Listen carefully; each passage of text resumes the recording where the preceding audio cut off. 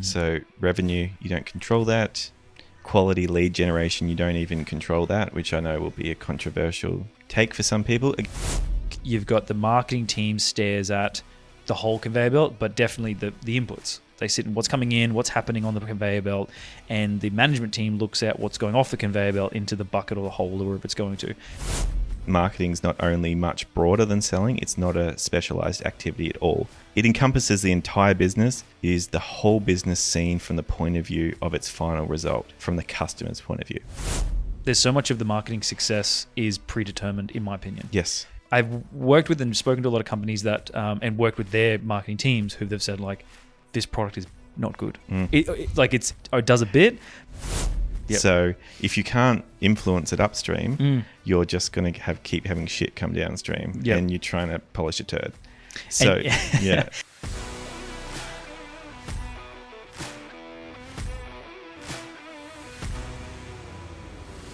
Hello and welcome to Season 3 of the Push Podcast. My name is Jack Ferguson, an experienced marketing and sales consultant with a science background, and I'm your host. This season of the podcast is essential listening for small and medium-sized companies looking for their next stage of growth.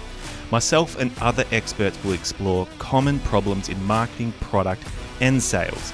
We will deconstruct them and then detail straightforward, evidence-based remedies for you. I aim to give you both inspiration and practical solutions to push through similar challenges in your own company. Thanks for being here, and don't forget to subscribe on whatever platform you're listening on. Hello and welcome to Season 3, Episode 20 of the Push Podcast. In this episode, Alex Urquhart and I discuss the constant tug-of-war between marketers and executives over unrealistic expectations. As consultants who work with both sides, we've seen it all: the demands for rapid growth, the frustration over missed targets, and the pressure that comes with it. This episode is perfect for senior marketers who need to hear they are not alone, and to use our experiences to make your professional situation a little easier. In this episode, we'll reassure you that marketing is about understanding, not just doing. We'll talk about how to communicate the true value of your marketing efforts to skeptical stakeholders. We'll discuss why the marketing team can't be blamed for outcomes they can't control. We'll talk about the conveyor belt analogy and how focusing on inputs can actually drive better outputs. We'll discuss the reality of measuring marketing success and why it's not as easy as a quick ROI snapshot. We'll talk practical strategies for you to manage impossible marketing demands and align expectations across the business. Alex Urquhart, as I mentioned before, is my co-host on this episode. If this is your first time tuning in, Alex is a product marketing specialist. If you want to find myself or Alex online, you can find links to our online presence in the description of this episode or whatever platform you're listening on. Let's get started. Hello, Alex. Hello, Jack. How are you doing? Good, mate. That's good. Let's talk. Let's do it. Start talking. Let's chat. Let's chat about some stuff. Hello, everyone. We are now talking on this episode about expectations of marketing. Yes. And marketeurs, and how often they are wild, often they are crazy. Yes. So we're going to break down why that's the case, some things you can do about it if you are someone who hires marketers or works with marketers, and also if you are someone who is a marketer, you probably might enjoy this episode. Absolutely. You might feel validated at the end of this episode. I think this question also comes to two that I think Jack and I are in a pretty interesting position as consultants, that we work with the executives who probably set these expectations, and we also are, and we work with the marketers themselves. We talk about this a lot, of that there seems to be in almost every company that I've ever worked with, that I've ever heard of, seems to say that there is usually a constant bickering between the leadership teams, the executive teams, and the marketers. And it's the same thing over and over again, right? It's like usually their expectations aren't aligned, and whether that's one party or the other or both, I don't know, it depends. But usually, it's usually like the executives need growth really fast, marketers takes time, brand, all this usual thing, good marketing, build relationships. Both are saying what the other side doesn't want to hear. And I think out of that creates that organic misalignment, which then, title of this episode, turns into unrealistic expectations, which we all know if they're not aligned, everything seems to fall apart. Yes. So, yes. And I know happens all the time. Yes. I was going to say, and you talk to a lot of marketing managers, and I know something that resonates, you were saying, of the getting lumped with all the responsibility, right? Yeah, and the blame. To the marketers. Yes. So the market is getting blamed for things that they don't control. So revenue, you don't control that. quality lead generation, you don't even control that, which I know will be a controversial take for some people. Again, you influence it, you can improve it, you can do all these things, but yeah, that's an outcome. Lead gen is an outcome. Revenue is an outcome. Yes. But yeah, look, it often goes to, there's a lot of disagreements on what marketing is. I like the Peter Drucker quote that marketing is not only much broader than selling, it's not a specialized activity at all. It encompasses the entire business. It is the whole business seen from the point of view of its final result, from the customer's point of view. So that's how I think about marketing. That's very inconvenient to a lot of management and executives, and I get that. But it is also reality. I'm trying to work backwards from reality. And the sooner we just accept that, I think, the better. The customer will look at the offer and the products and what their friend told them about you, and all these other variables, and the salesperson and the customer support and everything else that actually goes into what they think of your brand. So marketers influence a part of that, but not everything. Yes. The analogy of a quarterback in football, and I mean, the same goes for really any sport or any team activity, right? Like, you've got on that game, where those aren't familiar, like something like the NFL or in these football games, the quarterback is usually called the playmaker, and they coordinate people and you know, make sure it's all done right. But they're still one person. They can't control the game. They can't control what happens. They can't control the points. They can't do everything. But they can put the positions and the people and the team in an opportune area that can succeed. And a good quarterback can take your company and make it a good quarterback can take a team and make it super successful, can put them in the right areas at the right time. And, you know, if you look up Tom Brady and all these people who are just insanely successful at this, and you can influence, like you were saying, and you can put yourself in opportune positions, but you can never control it. It's not, we've said in previous episodes, deterministic versus probabilistic. And like, you can try to optimize where you're at. But I think the problem is, though, I always take this position of like, almost picture like a conveyor belt. And you've got things going on the conveyor belt and things coming off. And it's just an analogy for like the same as a sales funnel, but it's just a physical one you can picture. And I think you've got the marketing team stares at the whole conveyor belt, but definitely the inputs. They sit in what's coming in, what's happening on the conveyor belt, and the management team looks at what's going off the conveyor belt into the bucket or the hole or wherever it's going to. And by nature, the executive team needs the growth of the stakeholders. They need, you know, more less costs. They need more output, more ROI. They're focusing on what's coming out and not realizing it's all the same thing, right? And then the marketers are screaming at them to look at what's going on, and the executive leadership team screaming at them to look at what's coming off. And you're both just pulling against each other. It's the same thing. And whatever comes off this conveyor belt is only because whatever we put on it. It has to be influenced. And along that conveyor belt, in that same analogy, is these things maybe in our control, maybe not. Some things might fall off, some things might roll. Like, we don't know. We have to try and optimize that. But I think there's a lot of issues because a lot of management and leadership teams don't really understand marketing. Like, they actually don't understand the idea of, they think of advertising. Oh, throw some ads up. We'll get some customers in. Yes. Which is so far from today's truth, particularly in B2B SaaS that are complex sales and long processes. It isn't binary. You can't do something and get something sort of out of it. And I think in the same breath, though, I sort of, again, empathize because these founders and these leadership teams want the best for the company, but sometimes they need results. And I've heard marketers in the past go, oh, it needs time. And it's been like 2 years. And they're like, oh, we need time for the brand. You're like, okay, that's all well and good. It's been 2 years. Yes. What's happening? Yes. Nothing's moving. Yes. So in those particulars, I've been probably side with the leadership team, and I would too. Yeah. And you go, well, nothing's happening. And if the marketer was saying nothing the whole time as well, and then all of a sudden, oh, we need more time. Yes. I empathize with that. Yeah. If they were screaming about it the whole time, I'm like, no, that's still on leadership because you haven't been listening for 2 years. Correct. Yeah. Correct. And I think that idea of the marketer should have the insights, and knowing they're not going to be perfect. Like, if you go to a marketer, for example, you go to a developer, you go, how long will it take me to build this thing? They can give you a rough estimate as best they can, and that's something they have control over. Yes. But even when they unpack it, they go, oh, this is bigger than I thought. There's a lot more work to this than I thought. Marketers is that plus more. Yes. You've got like, hey, I think this will resonate with our market. It could go viral and go nuts. It could do nothing. I have no idea. Yes. But what all this evidence is showing me that this is the right direction, and we should be thinking about this. I feel really bad for some of these marketers. They get told, like, in 3 months we need to see 10x growth. And I do a thing on Growth Mentor, this platform that I work with other founders and other marketers. And I would say once a month I get a call like that. That someone goes, I've joined this new company. They got big big ambitious targets, which is a red flag. And they go, oh, we need that. They've asked me to get 20 customers a month, and they've got 3, and they're stressing. They're very stressed, and I'm like, this is so ridiculous. Like, and then I say to them first, I go, hey mate, just try to relax. You can only do what you can only do. Let's unpack this properly, and let's see what we can make out of this. But yeah, you definitely got to take the good with the bad, which I think you have a good.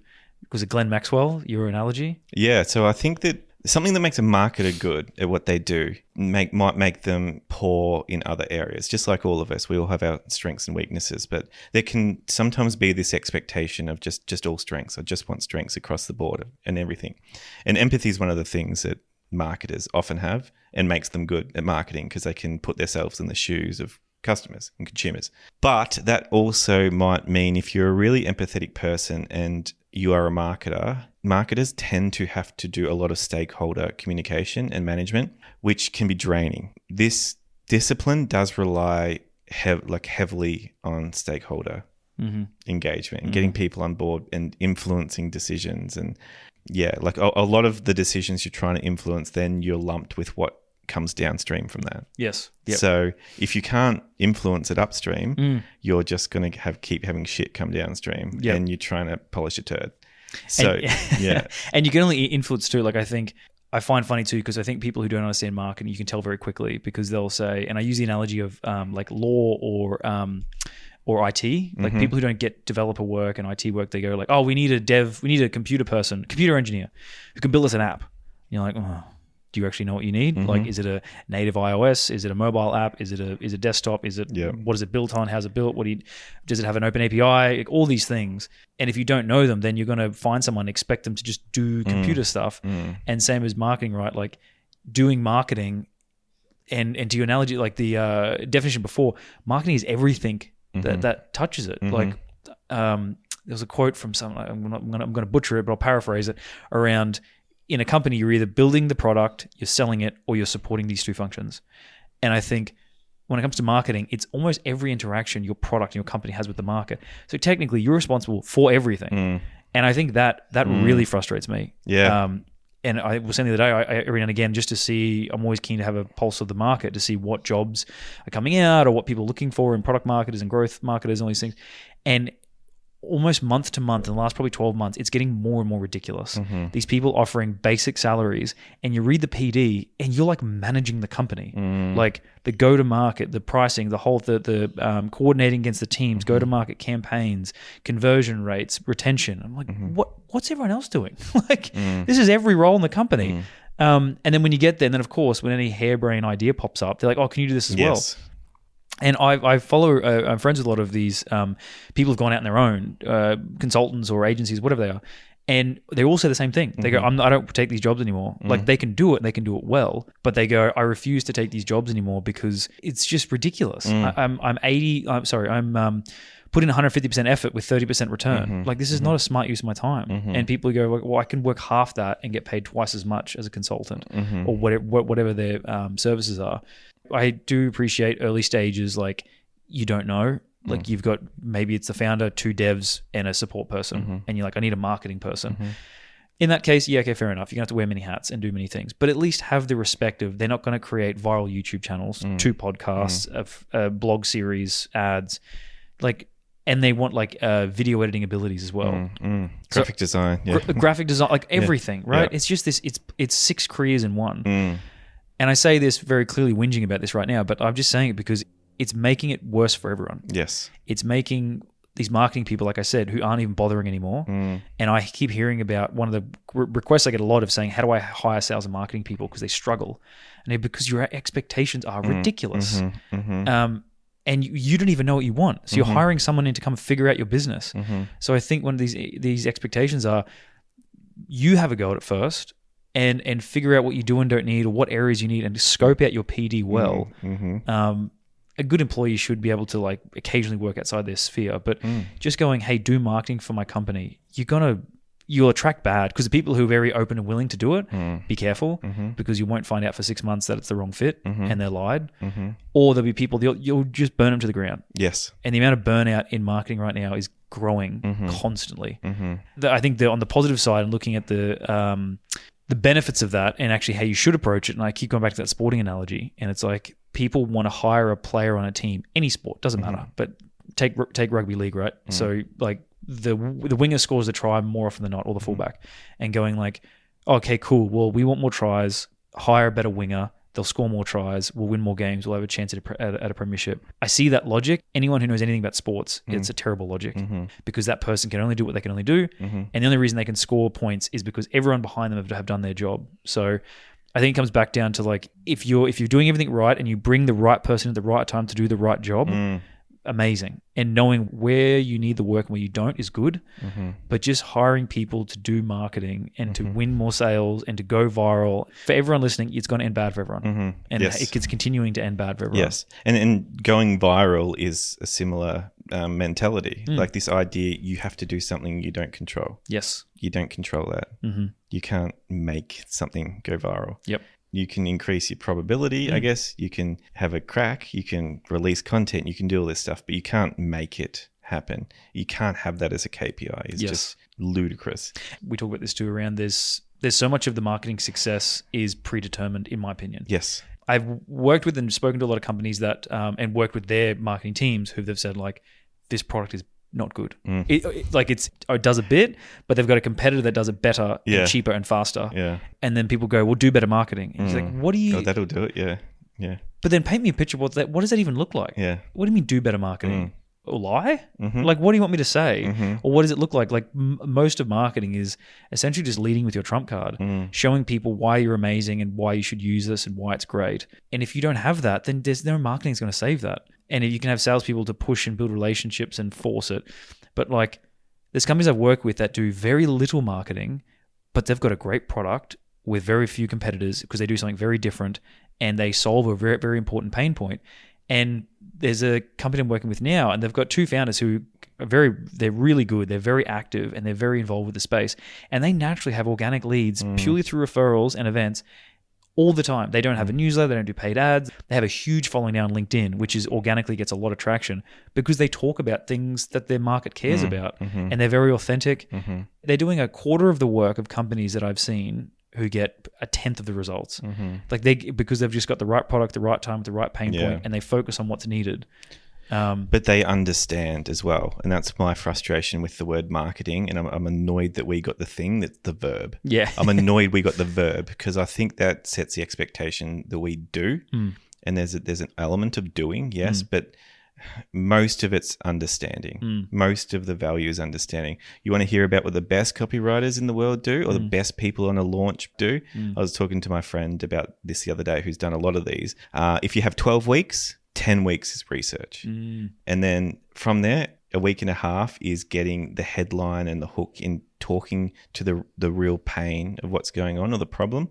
And then the last little bit is the whole body of the content going of the out. content. Yeah. Interesting. So if you can think about that as an analogy though, like if you think 80% understanding, 15% then like really communicating the real problem, and then the 5% is just filling everything else out. Yes. Now, of course, these people have the skill to just fill that out quickly or do that well. Not everyone has that. I get that. But think about it in terms of understanding is a great word we should use more of in this space instead of doing. Yes, I think that's probably nailed it because I think that's the core of the issue because every other department you get paid to do. You know what I mean? Like if you're a support person or a developer and you go, I'm spending time to understand, you'd be like, no, just build the thing. Yeah. Just hurry up. Yes. And if you're an executive who's probably a couple of steps removed, and I'm not having a crack at them, but they see everything from a bird's eye view.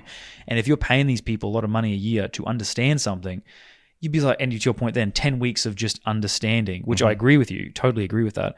If you're looking at the team just understanding for like 10 weeks, then it goes like, well, what are you doing? How can I measure you? How do I know that this understanding is working? Because if they understand and they do the thing and they release it and it flops, then of course the management team goes, well, we paid you all this money for 10 weeks because you sat there doing nothing. And it's the same as like any sort of form of content, right? It's like with that analogy, I think about writing a book. I can write 10 books for you in a week if you want.